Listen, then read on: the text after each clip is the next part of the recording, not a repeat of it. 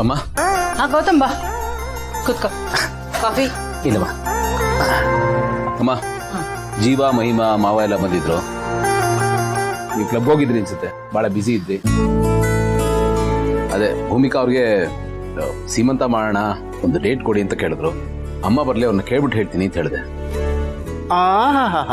ಮಾತೃಭಕ್ತಿ, ಮಾತೃವಾಕ್ಯ ಪರಿಪಾಲಕ.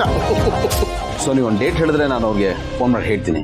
ಭೂಮಿಕಾ ಸೀಮಂತನ ಒಳ್ಳೆ ವಿಷಯ, ನಮ್ಮೆಲ್ರಿಗೂ ಖುಷಿ ಕೊಡೋ ವಿಷಯ. ಅಮ್ಮ ನನಗೂ ಖುಷಿ ಆಗ್ತಿದೆ.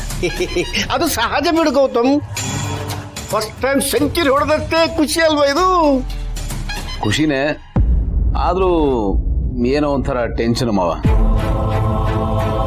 ಡೆಲಿವರಿ ಡೇಟ್ ಹತ್ರ ಬರ್ತಾ ಇದ್ದಾಗೆ ತುಂಬಾ ರೆಸ್ಟ್ಲೆಸ್ ಆಗ್ತಾ ಇದ್ದೀನಿ. ಬಹುಶಃ ಎಲ್ರಿಗೂ ಹೀಗೆ ಆಗುತ್ತಲ್ವಮ್ಮ? ನಿಜ ಗೌತಮ್, ಮಕ್ಕಳ ವಿಷಯದಲ್ಲಿ ಯಾರಿಗೇ ಆದ್ರೂ ಹೀಗೆ ಆಗೋದು. ಅದು ಅಲ್ಲದೆ ಮೊದಲನೇ ಮಗು, ಭಯ, ಆತಂಕ ಇದೆಲ್ಲ ಆಗೋದು ಸಹಜ. ಬಟ್ ಡೋಂಟ್ ವರಿ, ಈಗೆಲ್ಲ ಮೊದಲಿನ ತರ ಅಲ್ಲ.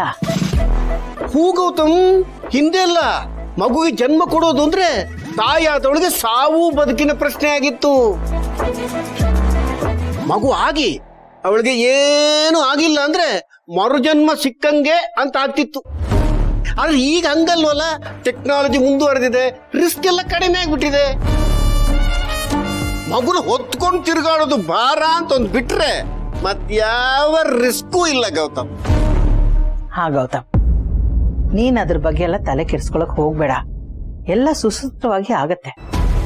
ಮತ್ತೆ ಸೀಮಂತ ಕೂಡ ತುಂಬಾ ಗ್ರ್ಯಾಂಡ್ ಆಗಿ ಮಾಡೋಣ. ಹೂ, ಮತ್ತೆ ಗೌತಮ್ ಮನೆತನಕ್ಕೊಬ್ಬ ಯುವರಾಜ ಬರ್ತಾನಂದ್ರೆ ಸಂಭ್ರಮ ಅಲ್ವಾ? ಇಡೀ ಕರ್ನಾಟಕ ಸಂಭ್ರಮ ಪಡ್ಬೇಕಾದ ವಿಷಯ.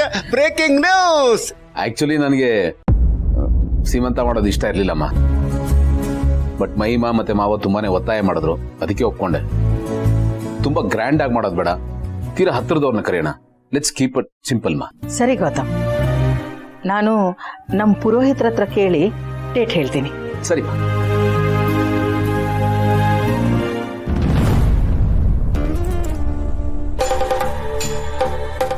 ಏನ್ ಸಿಸ್ಟರ್ ಇದು? ಅವಳ ಹೊಟ್ಟೆಯಲ್ಲಿರೋ ಮಗು ಹೊರಗೆ ಬರಬಾರ್ದು ಅಂತ ಶಪಥ ಮಾಡಿರೋಳು ನೀನು.